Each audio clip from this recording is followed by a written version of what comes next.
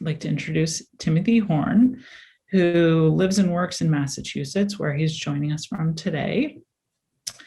Tim is a native of Melbourne, Australia, and he studied sculpture at the Victorian College of the Arts and glass at the Australian National University.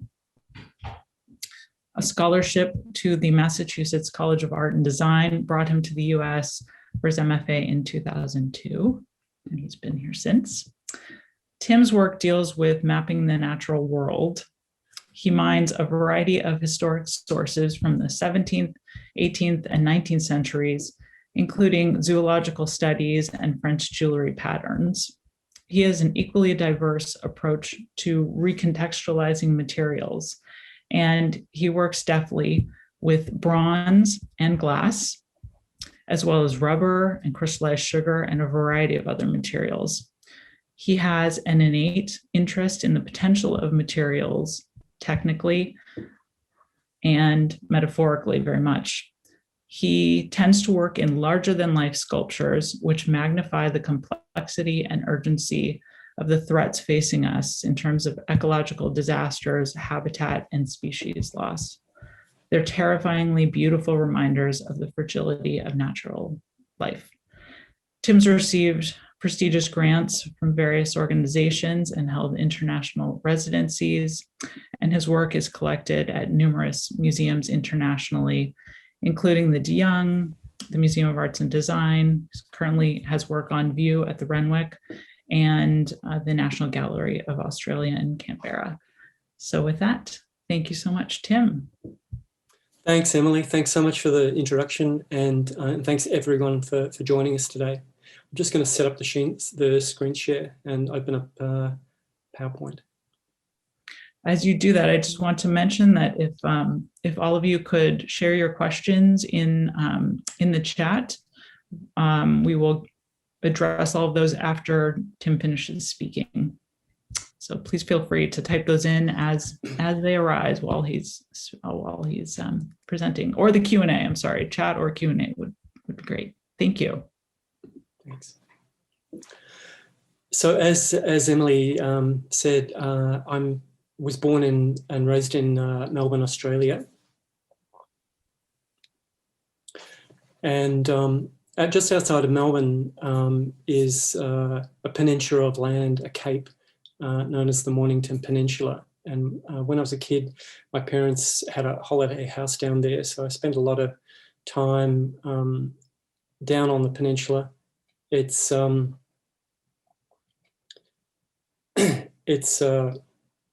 so being close to the oceans been something really important throughout my life.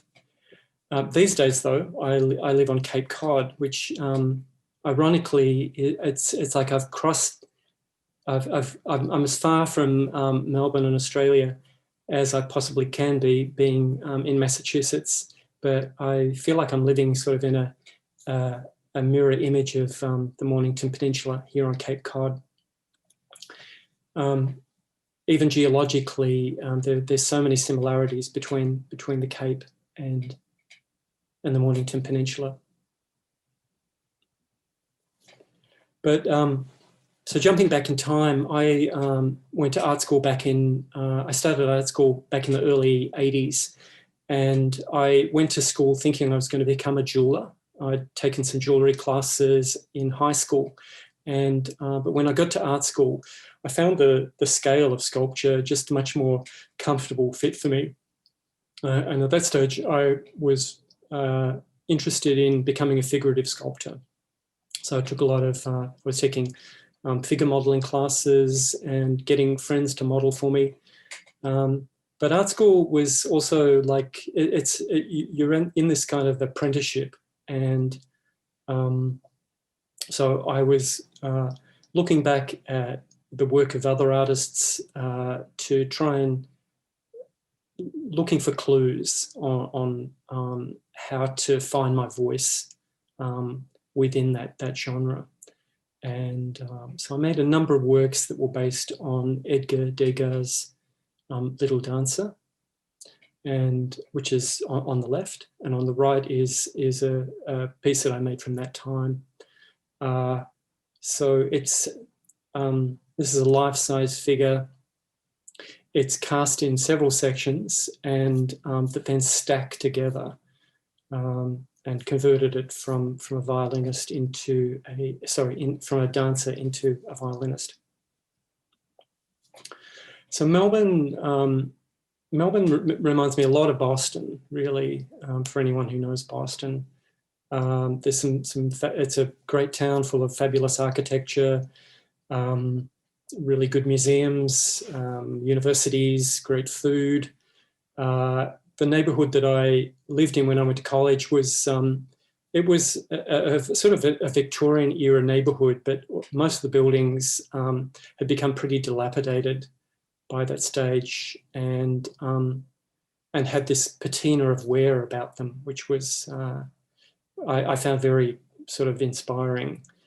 And so that was something that also kind of fed into my work during that time, taking architectural elements. And I was primarily casting things in cement.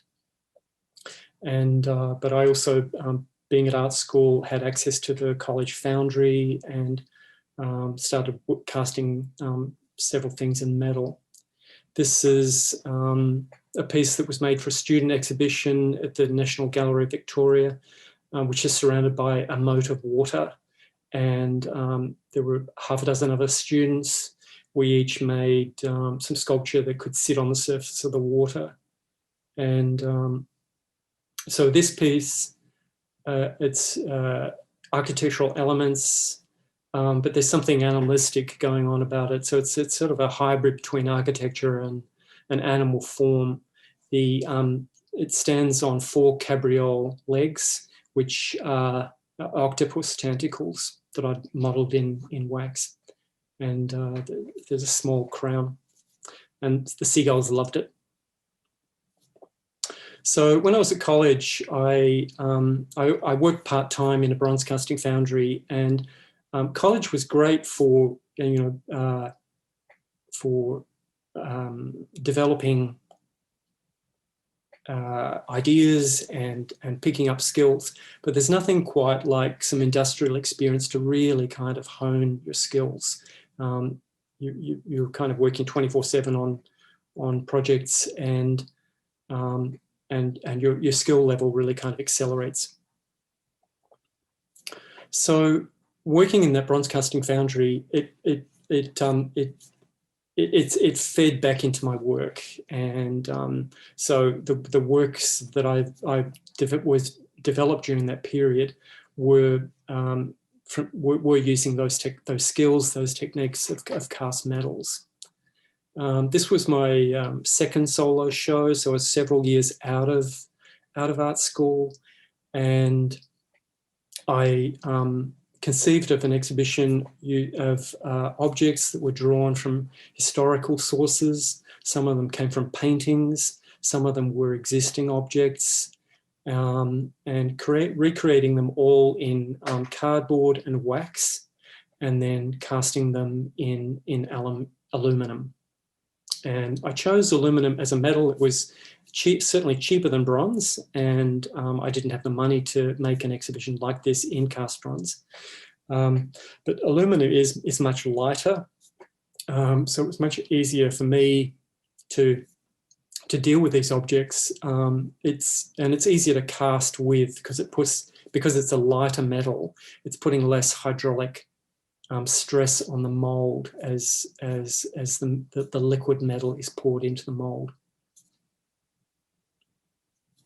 So influences upon that work were several, but really the greatest influence of me at the time were the paintings of Johannes Vermeer, sort of mid-17th century Dutch master. And these genre paintings that he made, that were intimate scenes, often involving objects or musical instruments. And so there's a sort of a narrative suggested here, and without words, and that's what was really inspiring to me, kind of drawing on that sort of unspoken language. So these are some details of the orchestral harp that I made. There were 3 groupings of musical instruments. There was a harpsichord, guitar, and 2 tambourines, and this orchestral harp, which is based on an existing harp that's at the Palais of Versailles in France. So this is a model after an 18th century harp, which I had an illustration of, and it was something that I kept in my visual diary. And on the original harp, all the decoration is painted, so it's all trompe-l'oeil. And I wanted to recreate the harp, but make it in 3D, as though the botanical forms that made up the harp that were painted, I wanted to create them 3D, as though they'd kind of sprung to life. This thing kind of had some sort of inner life. On the bottom of the harp are there are 2 little figures. There's a mermaid and a seahorse, and at the top of the harp, I'll just hit it with a cursor. Those are my initials. So it was a little bit of a sort of a loose self-portrait. And it's a rear shot of that installation of objects.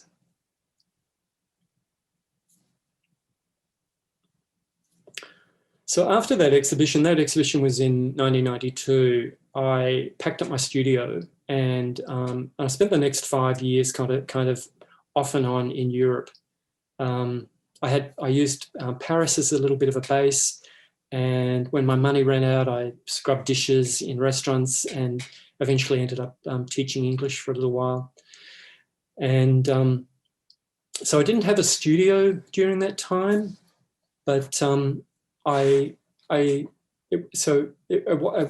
had no way of making 3-dimensional objects, but it was a real opportunity. It was just an opportunity for me to draw. I also didn't have a camera. I wasn't sort of very good at photography, and this was in the era before cell phones and digital cameras. So drawing was kind of my only option. And one of the things I love about drawing is it kind of slows you down. You really have to kind of take stuff in.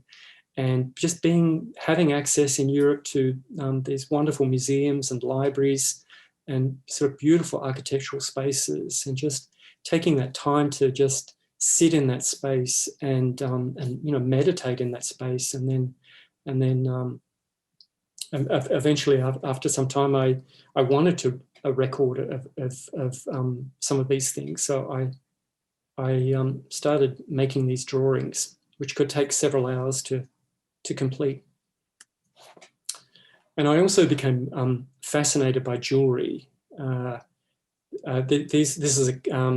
These are drawings that I made of various pieces of North African jewelry that was in a museum in Paris, and that I kind of, these were separate drawings that I eventually kind of collaged into one image. And so whilst I was in Europe, I got to travel a fair bit, and on a trip to Florence, I visited the Palazzo Pitti, and while I was standing in the queue to get my ticket to get into the museum, there was a poster on the outside wall, and it was of this a pendant of a mermaid that advertised the exhibition at the museum, or one of the exhibitions at the museum. And so I was standing in this queue, waiting to get my ticket, and I really loved this image of the little mermaid. So I'm called La Sirenetta. And so I made a copy of her in my sketchbook. It's a a pendant from the 1500s that would have belonged to the Medici family, made of gold and pearls. And so this image, it's within the genre of the vanitas. So it's talking about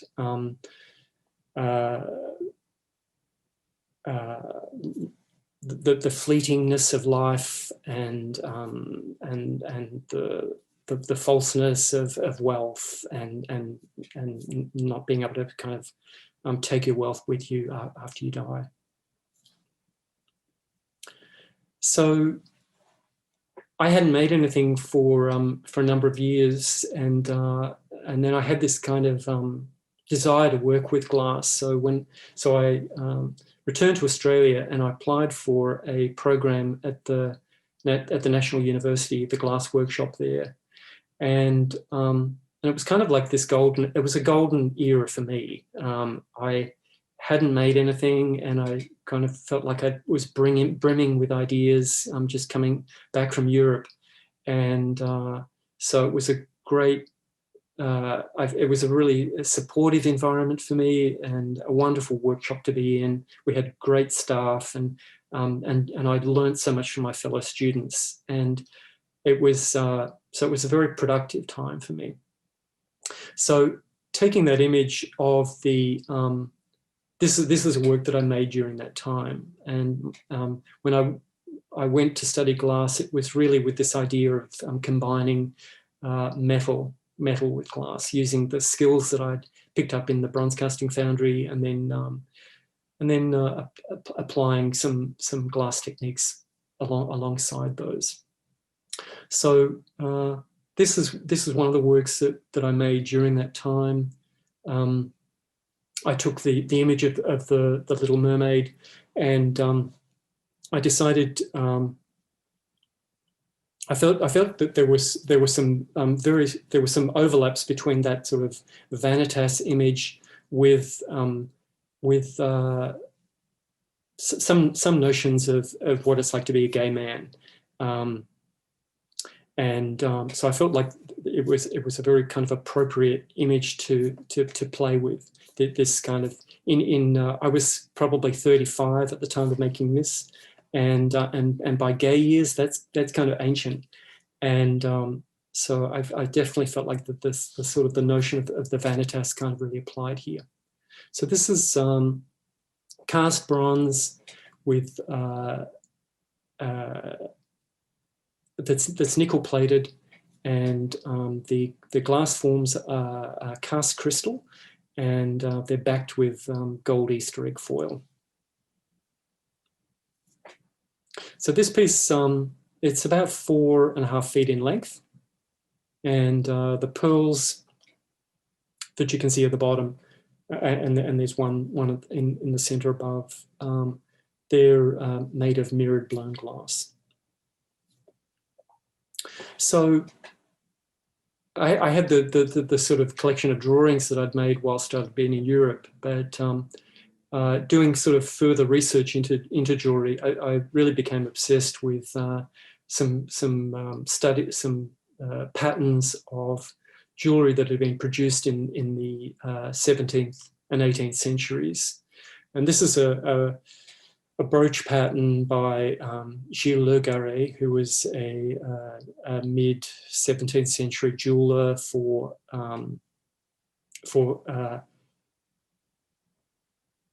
Louis XIV, court jeweler.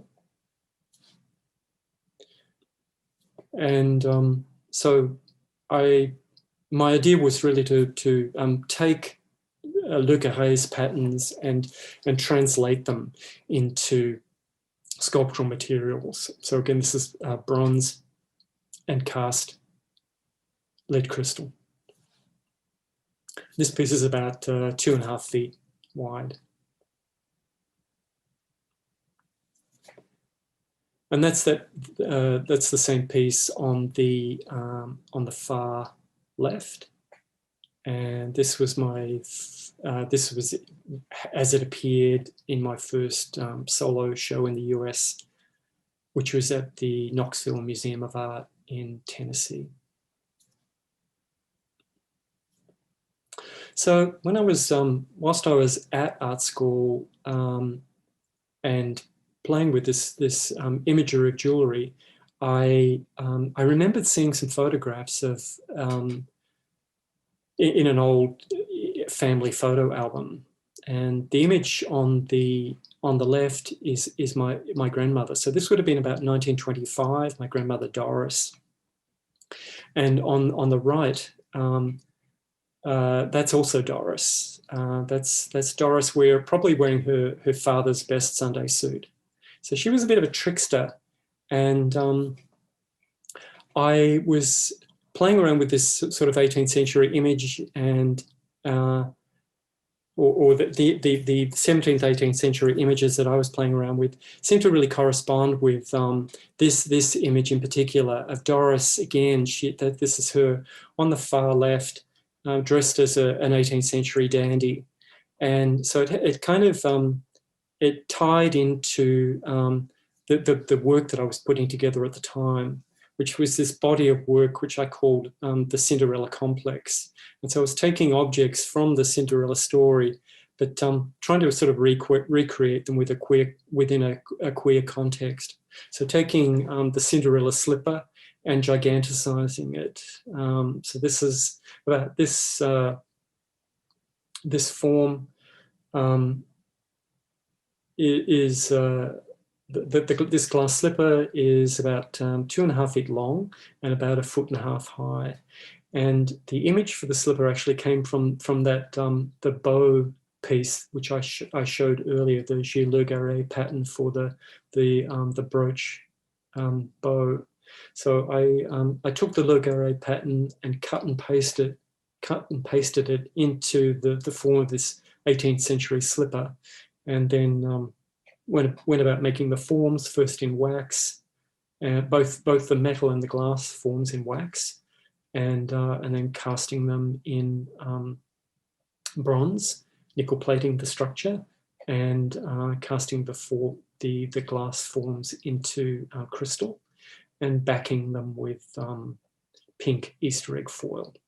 So as I was sort of researching some of these techniques, I discovered that foiling was indeed an 18th century technique. With the rise of the middle class in France, not everyone could afford diamonds and gold and expensive jewelry. And so this whole sort of industry of more affordable jewelry and luxury items kind of developed to cater to that taste and demand. And so techniques were invented to correspond to that, and the foiling of glass paste jewels was something that was developed during that time.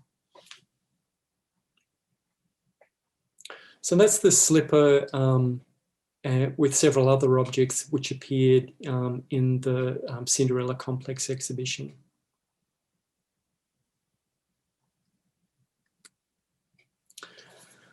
So these are two more images by Gilles Le Garret, which I became really obsessed with. They're hair ornaments, or aigrettes. And I've worked with these images several times, just testing out some different things. This is a gold pair of them called Golden Showers, and each of them, they're about 3 feet high. And then one that's slightly larger. This is my homage to Prince. This is Purple Rain, a detail. And so alongside patterns of jewelry, I was also looking at paintings and scouring them for historical jewels. This was a portrait of the third wife of Henry VIII, Jane Seymour. So this is like a Renaissance brooch with some Greek lettering iconographic lettering. And so I translated that, again, kind of just recontextualizing it from my own Cinderella Complex queer story. And so I scrambled the iconography, and so that the lettering reads as B-U-T-C-H, Butch. And that's a detail of the work there. And the title of the work, this work is Big Girl.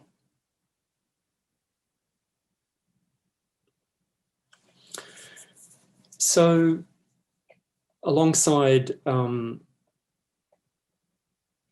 artificial diamonds or paste gems, there was also an industry of artificial pearls. This is an illustration from the Encyclopedia by Diderot, who was an 18th century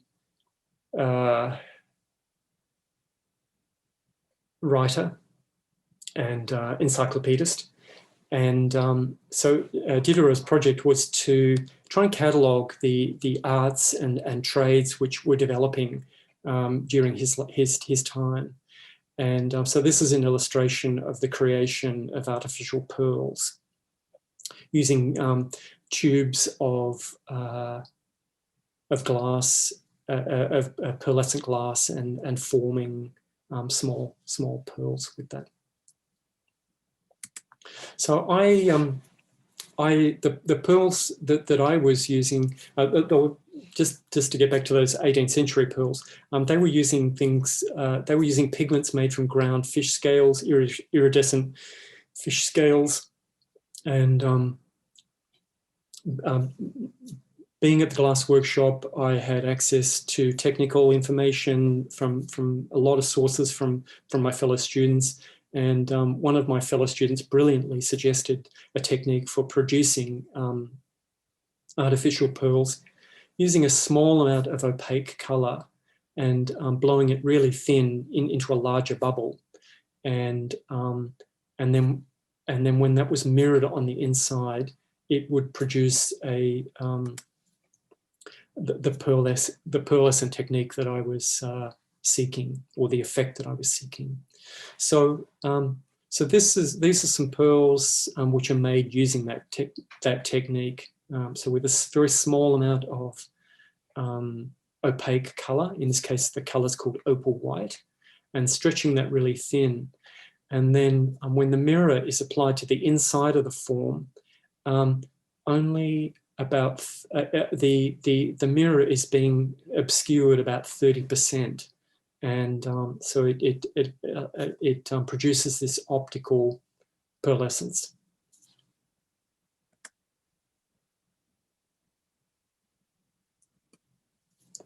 So in 2002, I moved to Boston to do an MFA at Mass. And one of the advantages of being in Boston, it's a fabulous city with many museums.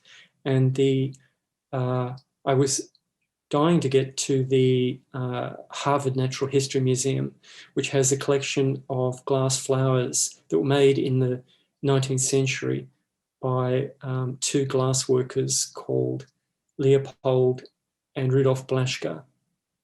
And so these are glass specimens which were made as teaching instruments to talk about the diseases affecting plants. And alongside the glass flowers, the Blaschkas also had a business going, producing sea creatures in glass for museums, these exquisite jellyfish and sea worms and slugs and other sea forms. So it was through the Blaschkas that I really discovered the 19th century zoologist Ernst Haeckel. That's him seated on the left. And he made these fabulous studies of jellyfish. He was really one of the first scientists to start staring into the water and attempting to draw these ephemeral forms. So I made the focus of my MFA program trying to create a jellyfish based on Haeckel's disco Medusa form. So I began by breaking down the form into various elements that I could reproduce, and then casting these forms into rubber. So this is quite simple technology, really. I made the forms, modeled the forms in clay, and then made two-part plaster molds, and then began casting these forms. So these are that's up on the wall is my is a 6 foot wide pattern of Haeckel's jellyfish, which I used as my working image, and then there are about 1,000 cast elements that went into producing this jellyfish. But here I've got these sort of drop forms that I'd cast. I've pinned them onto that the branching form, and I'm about to stitch them all together using monofilament fishing line. And this is the piece, the Disco Medusa, when it was complete in my graduate show. A detail of it there. It's lit with incandescent light on the interior. This is like a sort of internal lantern form. I remember one of my professors saying when she looked at this, she heard the tinkling of crystal forms, and I thought that was quite beautiful. So when I was making these works, I couldn't help but make a sort of visual comparison with this image, which is of an atomic blast at White Sands in New Mexico in the 1950s. And there was something about this kind of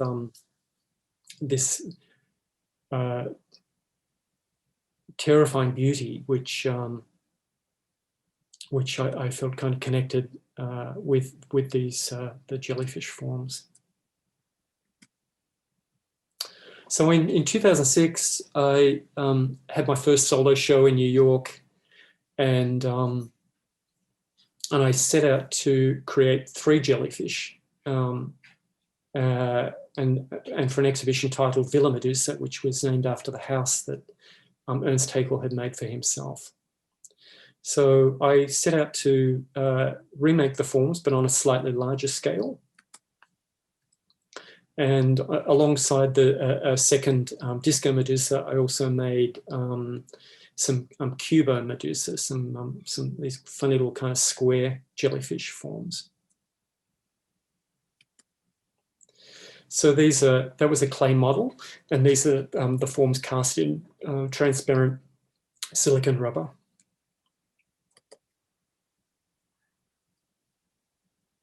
These forms were cast in several parts and then stitched together using the monofilament fishing line.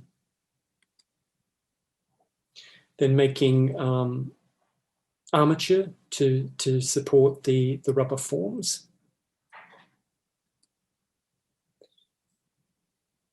Stitching the skins of rubber onto the armatures.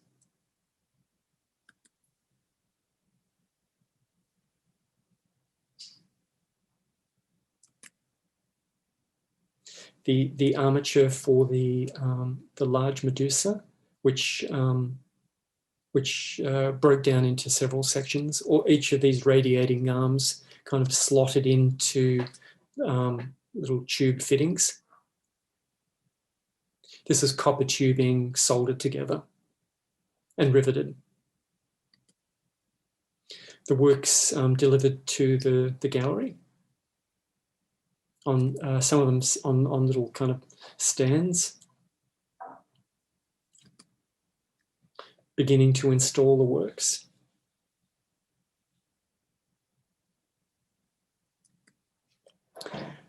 And these are the 3 works as they appeared in New York. They're lit with a combination of incandescent lighting and fiber optics. the fiber optics running down the appendages of the jellyfish forms.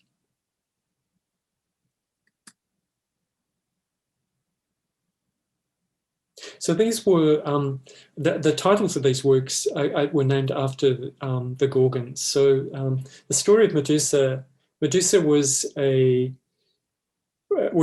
character from Greek mythology, a beautiful woman who was raped by the god Poseidon in the temple of Athena. And the goddess Athena was enraged that her temple had been desecrated, and so she punished poor Medusa and turned her into this creature of terrifying beauty.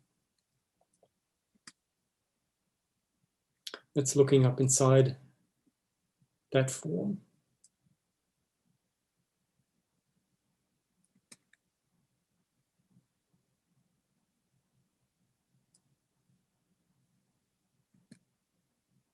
This is the underside of the large Medusa with all the pendant forms.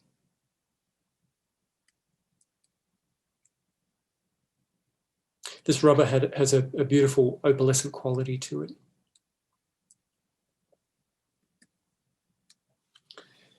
So in 2008, I made a trip to the Barrier Reef in Australia with my partner, and we stayed on an eco-friendly island called Heron Island, and spent a week sort of snorkeling with sharks and fish.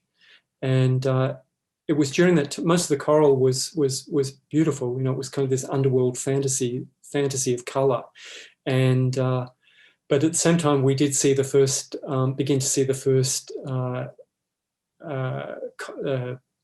coral bleachings that were occurring and continue to occur. And when I got back to Australia, when I got back to the US, I began to think of ways of using some of that experience of being on the Barrier Reef and combining that with some imagery that I had been working with. So it was kind of trying to marry this 18th century stylization of nature with different species of nature. So forms like coral and seaweed. And I was also thinking about being in the Pacific, some nuclear tests that had gone on by the French government right up until 1995. This was an atomic blast at Bikini Atoll in the French Pacific Islands. So this is my interpretation of Bikini Atoll, using coral forms cast in bronze and large pearl forms. This works probably about 6.5 feet in length. And this was part of my exhibition Supernatural at PPOW in New York in 2015. So this next work kind of marries, again, marrying the 17th century jewelry form with a coral study. And this piece is called Fukushima Fandance.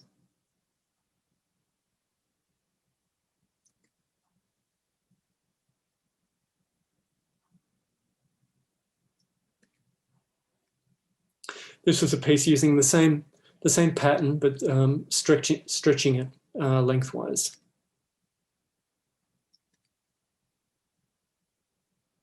And a detail.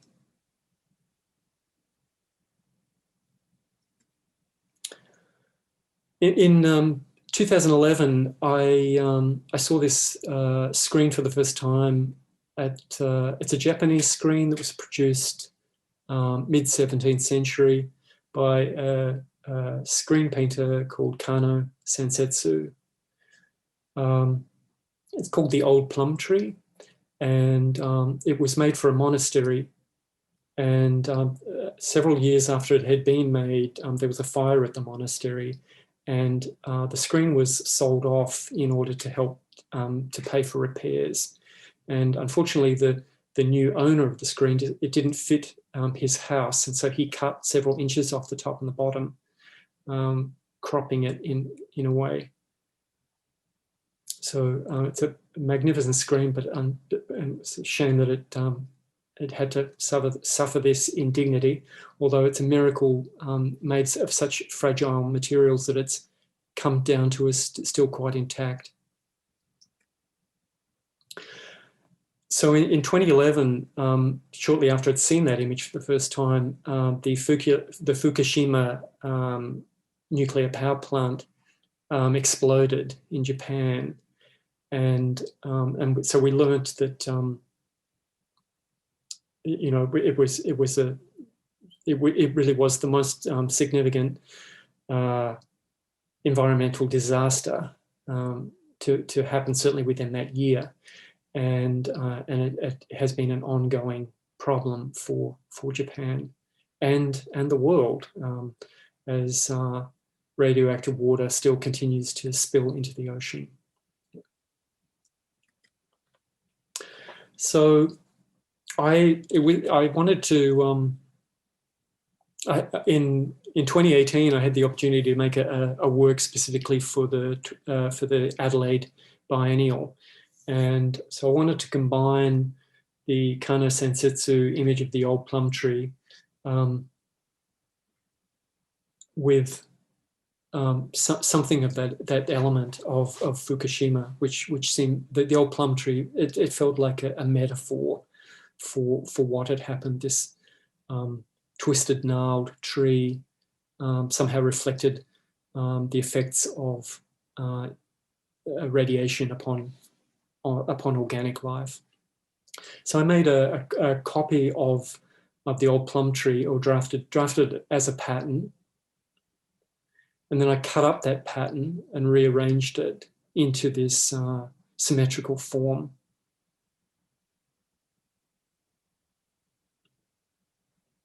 And then made the forms in plasticine. These were then molded and cast in bronze. The bronze pieces at my studio, and just beginning to clean up the bronzes and weld the various sections together.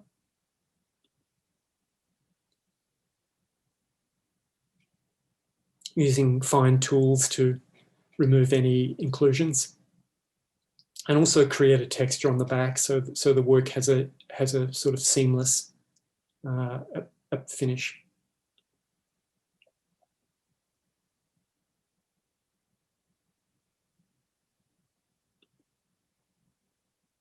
So the glass elements that are on this work, they're suspended, they're attached they're held in place with stainless steel rods that pass through the glass forms.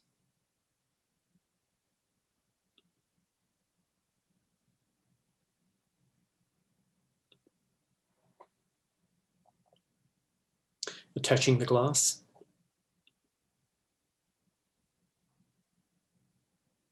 The piece almost finished on the wall.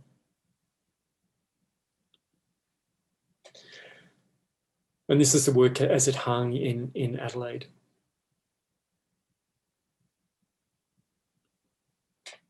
Alongside several other works.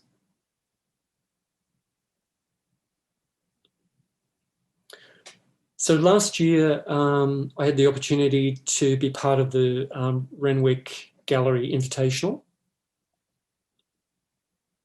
which is currently hanging, but unfortunately due to COVID, the exhibition opened for 1 month, and then the museum had to close.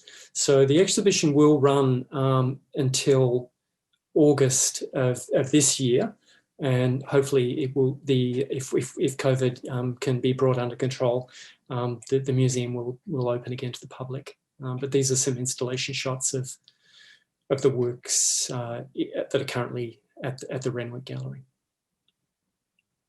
So this piece is called Tree of Heaven. It's about 6 feet high. and it's combining the Gilles Le Garret pattern with some images of lichen by Ernst Haeckel. Detail.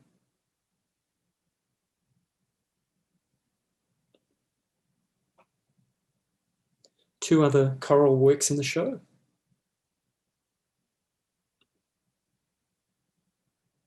And there are two other works which were made about a decade ago for an exhibition at the de Young Museum in San Francisco that are using sugar.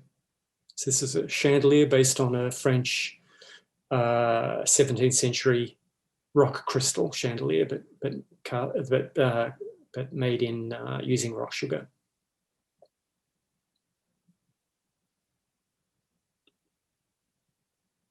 And the Carriage was the other object made for that show.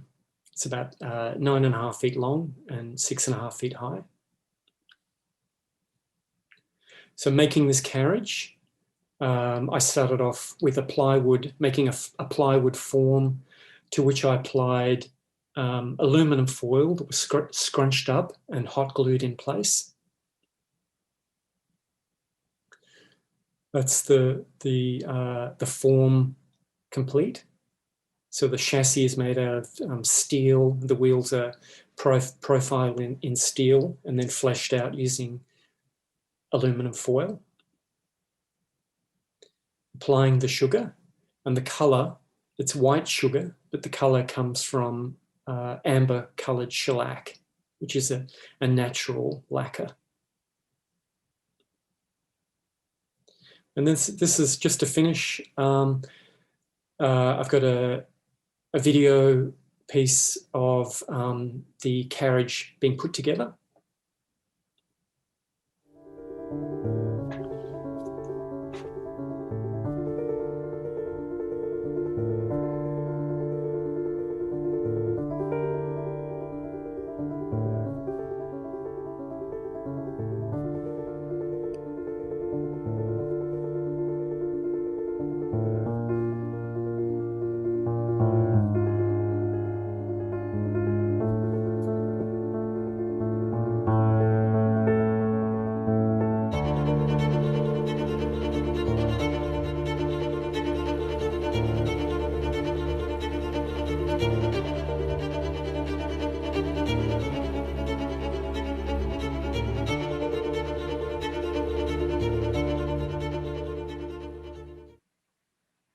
I see that we have several questions piling up. I wanted to know if, first of all, if you could elaborate a little bit more on your interest in the lines between the natural and the artificial, and how you address that in your use of material specifically. Mm-hmm. Yeah. So I am interested in that area between the natural and the artificial, and I think it's a sort of, for me, there's a sort of a big there's a historical precedence. You know, it's something that refers back to the 17th, 18th century when there was this kind of rise of producing objects which were fake and attempting to sort of replicate things in other materials. And so I think there was something very playful about that too. You know, this was a time of there were when luxury goods were being developed for an appreciative audience, but there was also things like gardens, which were sort of these pleasant experiences, but there would be, you know, trick fountains and things like that. So it was really kind of this an era where play was very kind of important, and you know, and maybe it was because it kind of was quite a decadent era. But for me, as someone gay and part of the sort of queer community, I feel like the artificial does have a place in that as well. And when and I think it goes back to this question of what's natural and what's unnatural. And when you kind of grow up believing that your desire is somehow unnatural, I think that that that creates an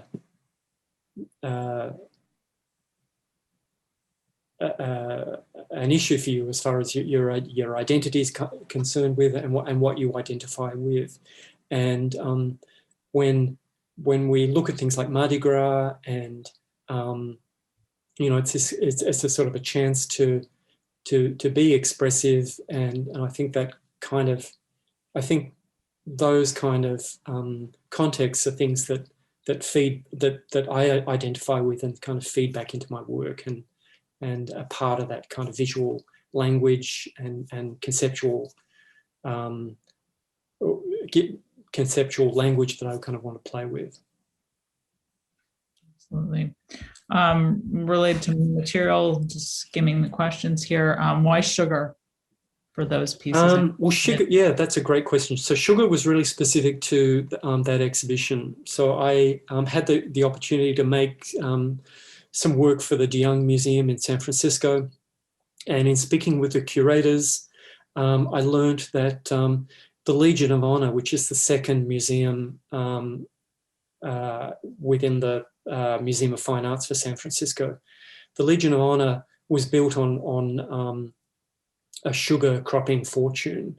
It was built by a woman called Alma Spreckels, whose husband Adolf was one of the richest men in America during the 19th century. The Spreckels was a big sugar producing family.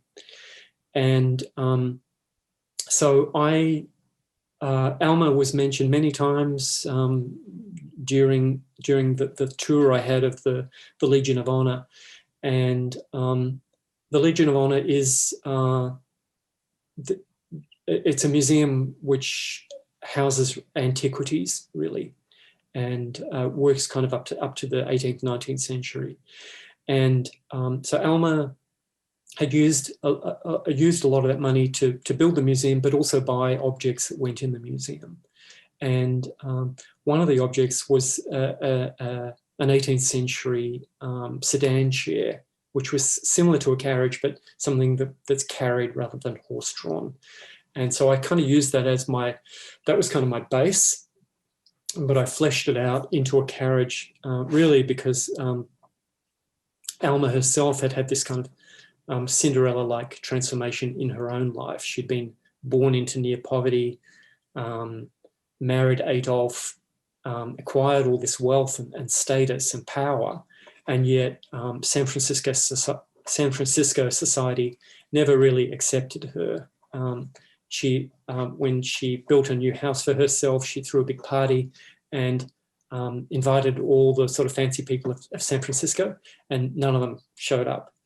And so rather than kind of get bitter and twisted about it, she decided to embark on the museum project. And so she took herself off to Europe, and she bought 10 sculptures by Rodin and a bunch of other fabulous historical artworks, and began this beautiful museum.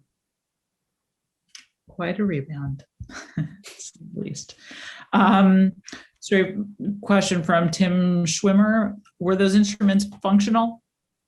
No, they weren't. That's a question that I get asked a lot, and and I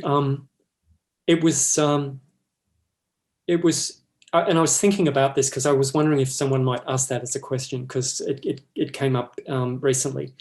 And no, they were mute instruments, and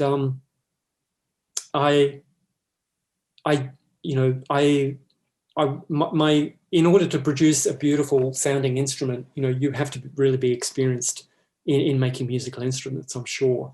And I was making my intention for making these was purely visual, and yet at the same time, when I look at a Vermeer painting, it's like I kind of hear the music in a sense. And so I started off as a figurative sculpture, but over time, as a figurative sculptor, but over time, the figures kind of got pushed out and the objects were what was left.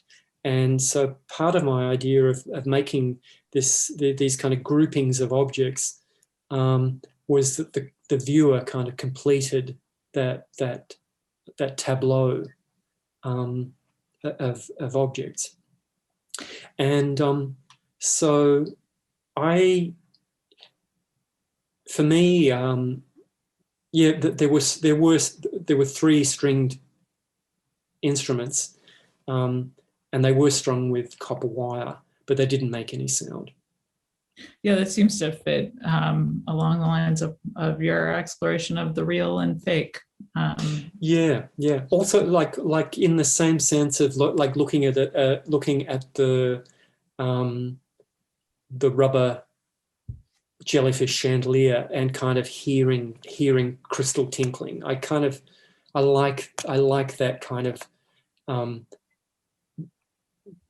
game that your senses kind of can play. It's like tricking the brain to hear something that it hasn't actually heard. Let's see, I'm going to go through some more. So Kathy Rivera, I think you answered this actually. Metal, which comes first, metal or glass? Metal, in terms of those pieces. Carrie Ann Quick asks about the scale relationship in your work, which we touched on briefly, but your impulse to take inspiration from small things and make them big. Yeah,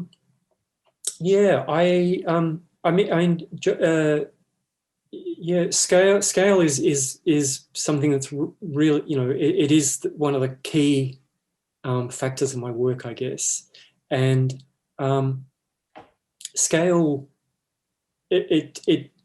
scale changes our relationship to an object immediately. It kind of something that's small and intimate can become kind of much more confronting and threatening in a sense. And so for me, I feel like that's something that enables me to kind of take on board something like this sort of notion of something that's both beautiful and terrifying at the same time. Thank you. Your pearls in Gorgonia 12, Andy Remay asks, are they are made of glass? Yes, that is correct, blown, and you're still making them out of glass. If you can, yes, it works. Yeah, great. Let's see. Teresa Levering Brown is asking if the lights break down the molded rubber material over time by changing color and translucency. And related to that, there's another question about whether you would ever create a functional light along the lines of some of the chandeliers that you've made. Well, the chandeliers, they do function as they are functioning lights. They the amber-colored one hangs permanently in a museum in their front entrance, and so they were made. They do give light, and the inspiration for the light really comes from the ability that jellyfish have themselves with bioluminescence. They use bioluminescence to attract food to themselves. So there is this kind of biological purpose for that. Someone, Anne Foster, is sharing with you that she's a docent at the Bellevue Arts Museum. And when the piece was on view there, the Carriage, the hardest part of her job was preventing visitors from licking it. I'm sure there's numerous challenges originally when we spoke, even in terms of the conservators working with that material. It sounds like you came up with some very smart solutions. Let's see, I had a question about your installations and lighting, which are so distinct, makes perfect sense, the dark backgrounds, but the super dramatic lighting. And I wonder how you work with museums and galleries on that front. Not that that's exclusively how you presented your work. Look, I mean, I've been fortunate to work with those museums who and who have fabulous lighting teams and the ability to paint a gallery in a dark color. The color that was used for the Adelaide Biennial on the walls, it was called blackberry. So it wasn't just any old black. It was a very specific black, and so it was kind of this beautiful kind of purpley black, and they just had a fabulous team who took their time to light the show really sort of beautifully. Lighting is really important. I've really enjoyed the atmosphere which is kind of has been created by presenting these works against a dark backdrop, against a dark background. There's certainly much more. It amplifies the drama and creates a much more sort of seamless exhibition space. So these things kind of float on the wall. Absolutely. Let's see, we've got a few minutes over. Last question I will pose. I first want to thank the Department of Cultural Affairs, the City of Los Angeles, for supporting the Making Waves exhibition and this event, and the California Arts Council as well. But question that we can close with is from Shri Cowhan. Do you ever listen to music, and what do you listen to while you're creating? Yeah, I listen to all types of music. I love classical music. I love Baroque music. I like world music, contemporary music. So yeah. I'm listening to. It's spring, and I just had. I've been listening to Vivaldi. I just kind of. I go through, obsessive periods with music where I'll just listen to something 24/7 and for about a month, and then I probably exhaust that for a little while. Have to put it away and find something else. Well, thank you, Tim. Phenomenal. Your work is just absolutely breathtaking, stunning. Oh, thank you. Thanks so much, Emily, for this opportunity, and thanks everyone for listening and being here for this. Thank you. Well, thank you so much. So yes, this is recorded and will be up on the Craft in America website and our YouTube channel shortly after the talk, as well as in our Facebook archive. Thank you so much, Tim. Phenomenal. Thanks. Okay. Thank you to everybody for watching.